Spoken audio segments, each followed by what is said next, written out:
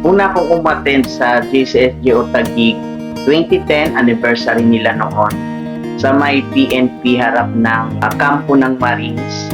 Masaya, napaka-welcoming ng mga tao doon. Encounter God Retreat sa Batong Dalig, Kawit, Cavite. Hindi ko talaga makakalimutan yung AGR na yon kasi yun yung simula ng sinuko ko ang buhay ko sa Lord. Nakilala ko ang sarili ko at si God. Nagkaroon ako ng bagong buhay.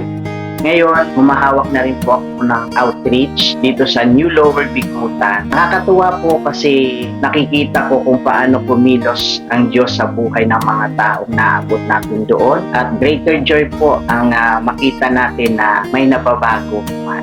Continue lang po tayo na maglingkod sa ating Panginoon. To love God and to love people.